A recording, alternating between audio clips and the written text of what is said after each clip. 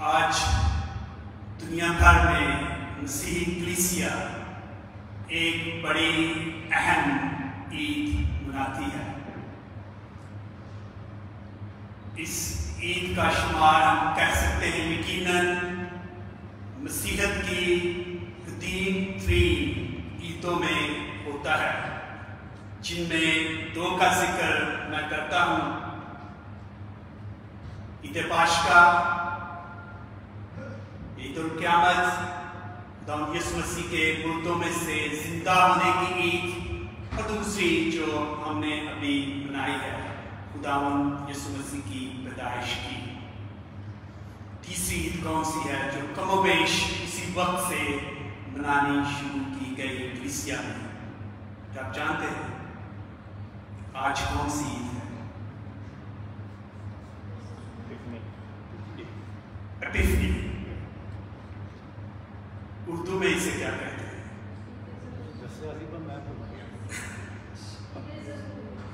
عید ظہور، عید ظہور المسیح۔ اگر آپ فیس بک استعمال کرتے ہیں تو جگہ جگہ آپ کو کچھ پوسٹ نظر آئی ہوگی جن میں یہ کہا گیا یا کہا جاتا ہے کہ مجوسیوں کی عید، کہ مجوسیوں کی عید مبارک ہو، اور اس کا اظہار آپ یہاں بھی دیکھ سکتے ہیں کہ یہاں پر ہمارے سامنے آلٹر کے سامنے 3 مجوسی جو ہیں ان کے فگرز رکھے ہوئے ہیں، جو آج کی جو عید ہے اس کی طرف ہماری توجہ دلاتے ہیں۔ اکثر لوگ آج کی عید کو مجوسیوں کی عید کہتے ہیں، لیکن میں اس سے اتنا ایگری نہیں کرتا۔ آپ نے یہ محاورہ سنا ہوگا کہ واٹس ان اے نیم، کہ نام میں کیا رکھا ہے۔ سنا ہے یہ انگلش میں کہا جاتا ہے واٹس ان اے نیم، اور اردو میں بھی ہم کئی دفعہ کہہ دیتے ہیں کہ چلو چھوڑے نام میں کیا رکھا ہے۔ یہ محاورہ دراصل شیکسپیئر کے مشہور ڈرامہ رومیو اینڈ جولیٹ سے ہے، جس میں جولیٹ یہ کہتی ہے کہ نام میں کیا رکھا ہے، گلاب کو چاہے آپ کسی بھی نام سے پکاریں وہ گلاب ہی رہے گا، اور اس کی خوبصورتی ویسی ہی رہے گی، اور اس کی خوشبو بھی ویسی ہی رہے گی۔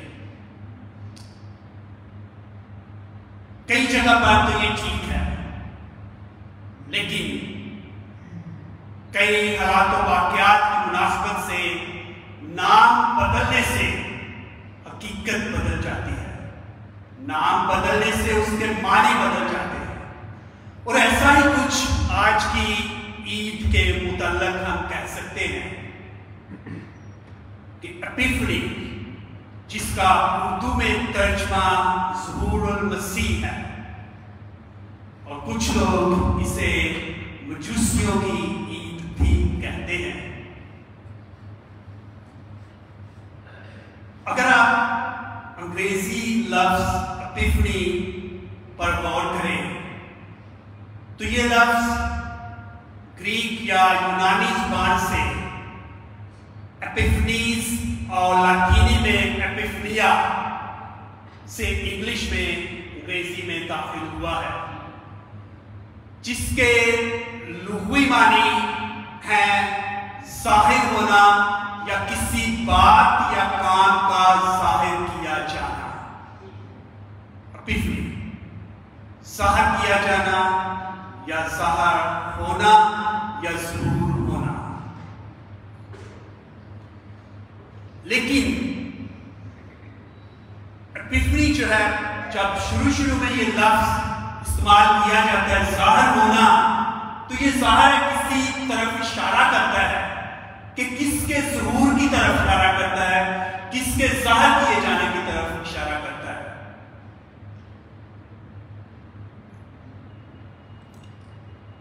اس کا پورا ٹائٹل جو ہے اگر ہم استعمال کریں ایپیفنی کی جگہ تو وہ ہے دی epiphany of our Lord Jesus Christ. The epiphany of our Lord Jesus Christ. यानी कि खुदावंद यीशु अल-मसीह का ज़हूर। तो अगरचे जब हम मजूसियों की ईद कहते हैं, अगरचे मजूसी इस ईद में अहम किरदार तो रखते हैं, लेकिन ये ईद मजूसियों के बारे में नहीं है। इसका मरकजी किरदार खुदावंद यीशु मसीह की ज़ात है। और ये मजूसियों का ज़हूर नहीं है, ये खुदावंद यीशु मसीह का ज़हूर है गैर कौमों पर। एपिफनी का मतलब जो है वो है जब कोई चीज जाहिर होती है, जब किसी चीज का ज़हूर होता है। और यहां हम ज़हूर खुदा के ज़हूर की तरफ इशारा करते हैं। जब खुदा का ज़हूर हम पर होता है तो हमारी जिंदगी तब्दील हो जाती है।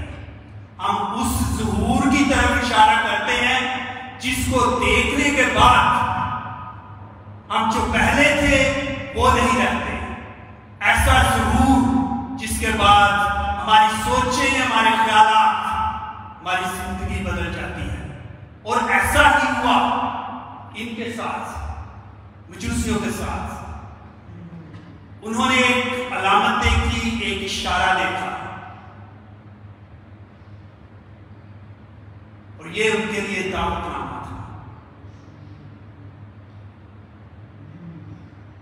ये दावतनामा था जिसे वो कबूल कर सकते थे, जिसे वो रद्द कर सकते थे।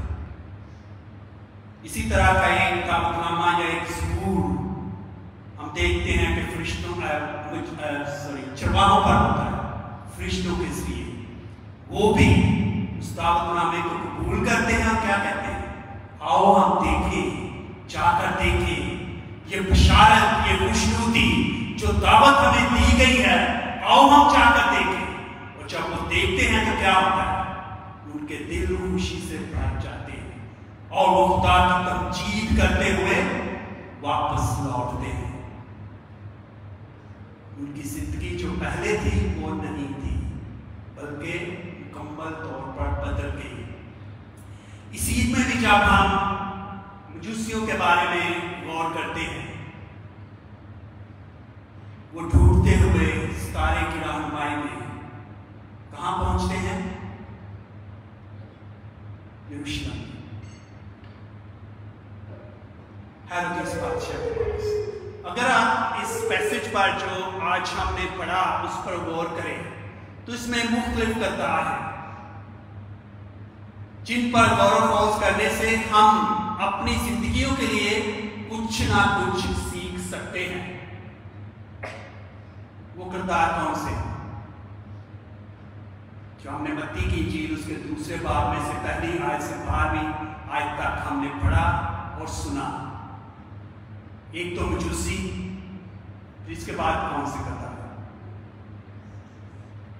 हेरोदेस बादशाह, जिसके पास वो आकर उससे पूछते हैं कि एक बादशाह पैदा होने को था, वो कहां पैदा हुआ। उसका रिएक्शन क्या है, वो घबरा जाता है, वो डर जाता है, उसको अपनी सल्तनत की, अपनी बादशाहत की फिक्र पड़ जाती है कि मेरे होते हुए एक और बादशाह को मेरी सल्तनत के लिए खतरा साबित हो सकता है। किसी भी बात के बारे में दो रिएक्शन हो सकते हैं, या तो आप उसको कबूल करो या उसको रद्द करो, या आप उसके साथ चलो या आप उसकी मुखालफत करो। लेकिन हेरोदेस ने मुखालफत का रास्ता इख्तियार किया। इसमें एक और अहम किरदार है, ये किरदार है हेरोदेस बादशाह क्या करता है, वो कौम के सरदार काहिनों और फकीहों और फरीसियों को बुलाकर उससे पूछता है कि ये बात जो मजूसी कह रहे हैं क्या ये सच है, और अगर ये सच है तो कलाम में इसके बारे में क्या लिखा है। اور سردار کاہن اور فقیر بخوبی جانتے ہیں اس پیشن گوئی کے بارے میں، اس کے بارے میں کیا لکھا ہے، اور وہ ایگزیکٹلی وہ پیسج جو ہے، وہ حوالہ جو ہے کلام مقدس میں سے ڈھونڈ کر پڑھ کر اس کو بتاتے ہیں، سناتے ہیں کہ یہ بیت لحم میں ہوگا، کیونکہ اس کے بارے میں ایک پیشن گوئی موجود ہے۔ اس کے بعد کیا ہوتا ہے؟ ایک لحاظ سے ان فقیروں اور فریسیوں کو بھی دعوت ملتی ہے ایک بادشاہ کی پیدائش کے بارے میں، اور وہ اس کے بارے میں بخوبی جانتے ہیں کہ یہ کون ہوگا، کیسا ہوگا، کہاں پیدا ہوگا، اور یہ صحیفوں کی تکمیل ہوگی۔ لیکن وہ کیا کرتے ہیں؟ وہی کے وہی جیسے کہ جیسے تھے رہتے ہیں۔ ان کی زندگی پہ اس بادشاہ کی آمد سے، اس کی پیدائش سے، اس مسیحا سے یا نجات دہندہ سے کوئی فرق نہیں پڑتا۔ نئی زندگی حاصل کرنے کے لیے کچھ کرنا پڑتا ہے، جو دعوت ہمیں ملتی ہے اس پر عمل کرنا پڑتا ہے۔ یہ فقیر، یہ سردار کاہن اس خوشخبری کو جانتے تو ہیں، پہچانتے تو ہیں، ان کو علم تو ہے، لیکن وہ اس سے فائدہ اٹھانے سے محروم رہتے ہیں۔ لیکن یہ مجوسی جو ایک لمبا سفر کر کے آتے ہیں، اور جب وہ اس نجات دہندہ کو دیکھتے ہیں، وہ بخوشی اس کو سجدہ کرتے ہیں، اس کی عبادت کرتے ہیں، اور خوشی خوشی دوسرے راستے سے اپنے ملک کو لوٹ جاتے ہیں۔ خداوند کا ظہور، جیسے کہ میں نے پہلے کہا، جب کسی پر خدا کا ظہور ہوتا ہے تو اس کی زندگی پہلے سی نہیں رہتی، مکمل طور پر بدل جاتی ہے۔ اس کی چند مثالیں کلام مقدس میں سے میں آپ کو دے سکتا ہوں، اور آپ ان پر مزید غور و خوض کر سکتے ہیں۔ اور خدا اپنے آپ کو مختلف طرح سے مختلف جگہوں پر مختلف طریقوں سے ظاہر کرتا ہے۔ موسیٰ کی مثال ہے، اس پر خدا نے اپنے آپ کو چلتی ہوئی جھاڑی میں ظاہر کیا۔ اس کی زندگی پہلے سے زندگی نہیں رہی، مکمل طور پر وہ ماضی کی زندگی کو چھوڑ کر جو خدا نے اسے کرنے کے لیے کہا تھا، گو کہ ابتدا میں وہ ہیلے بہانے بناتا ہے، یہاں تک کہتا ہے کہ اے خدا کسی اور کو بھیج۔ لیکن ایک بات ہے کہ خدا نے جو کام جس سے لینا ہو وہ اسی سے لیتا ہے، اور اس کے سامنے کوئی ہیلا بہانا نہیں چلتا۔ اسی طرح کی مثال الیاس نبی، جب وہ ڈر اور خوف کی وجہ سے ایک پہاڑ کی طرف بھاگتا ہے، خدا اپنے آپ کو اس پر ظاہر کرتا ہے۔ وہ پھر ایمان میں پختہ اور آزادہ ہو کر پھر نکلتا ہے، اور خدا سے فتح یا بھی عطا کرتا ہے۔ سلاطین یا پہلا سلاطین یا ملوک اس کا 19واں باب۔ پھر آپ عیسائی نبی کی بلاہٹ کے بارے میں آپ دیکھیں کہ خدا اپنے آپ کو ہیکل میں اس پر ظاہر کرتا ہے، اور جب خدا کا ظہور اس پر ہوتا ہے وہ کہتا ہے میں تو کیا، کیونکہ میں نے خدا کی حضوری کو دیکھا ہے، اور اس کو اپنی کمزوری کا احساس ہوتا ہے کہ میں تو ناپاک ہونٹوں والا آدمی ہوں۔ تو آپ سے بھی کہتا ہے یہ وقت ہے، خدا اس کے ہونٹوں کو چھوتا ہے، اسے پاک کرتا ہے، اسے ہمت و حوصلہ عطا کرتا ہے، اور اس کو بھیجتا ہے اپنی خدمت کے لیے۔ یرمیا نبی، اس کی بلاحت، وہ کہتا ہے میں تو ہنوز چھوٹا ہوں، میں تو بولنا بھی نہیں چاہتا، میں کیسے یہ کام کر سکتا ہوں؟ پھر پولس رسول، پھر یونس نبی کی مثال آپ دیکھیں، خدا اس کو کہتا ہے نینوا کو جا، اور دوسری سبق بات نہیں کرتا ہے، لیکن خدا واپس اسے بلاتا ہے اور جو کام اس کے ذمے ہوتا ہے خدا اسے لیتا ہے۔ تو یہ ساری جو مثالیں ہیں ان سے کیا بات ظاہر ہوتی ہے کہ خدا جب اپنے آپ کو ظاہر کرتا ہے ہم پر، اور جو کام ہم سے لینا چاہتا ہے، چاہے ہم اپنے آپ کو کتنے ہی گنہگار، کتنے ہی کمزور، کتنے ہی ناقابل کیوں نہ سمجھیں، ہم طرح طرح کے بہانے کیوں نہ بنائیں، لیکن خدا کو اگر اس نے ہمیں چنا ہے تو وہ ہمیں ہمت، حوصلہ، پاکیزگی، عقل، دانائی عطا کرتا ہے، اور وہ کام جو مجھ سے خدا نے لینا ہے وہ مجھ سے ہی لے گا، جو آپ سے خدا نے لینا ہے وہ آپ سے ہی لے گا، چاہے آپ جتنا مرضی بھاگنے کی کوشش کریں۔ اور جب خدا نے آپ پر اپنے آپ کو ظاہر کیا ہے تو اس کا ایک خاص مقصد ہے کہ خدا آپ کو چن رہا ہے، بلا رہا ہے خدمت کے لیے۔ تو آج کی عید ظہور المسیح، یہ نہ صرف غیر قوموں پر خدا یسوع مسیح کے ظہور کی عید ہے، بلکہ ہم پر بھی ظہور کی عید ہے، اور خدا کی اس ظہوری کو اور حضوری کو ہم اپنی زندگی میں مختلف طرح پر، مختلف موقعوں پر محسوس کرتے ہیں۔ ایک مثال کہ مجوسیوں نے ایک ستارہ دیکھا جو ایک علامت تھی، وہ علامت ان کی رہنمائی کرتے ہوئے انہیں خدا یسوع مسیح کے پاس لے گئی۔ ہمارے لیے، آپ کے لیے ایک سوال ہے کہ وہ کون سی علامات ہیں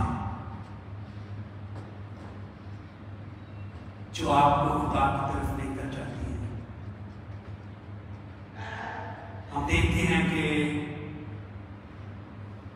چرواہوں کے بارے میں ان کو فرشتوں نے پیغام دیا۔ آپ کی زندگی میں وہ کون سے فرشتے ہیں، وہ کون سے لوگ ہیں جو آپ کو یہ خوشخبری دیتے ہیں کہ ہمارے لیے ایک نجات دہندہ پیدا ہوا ہے؟ آؤ ہم اس کی پرستش کریں، آؤ ہم اس کی عبادت کریں۔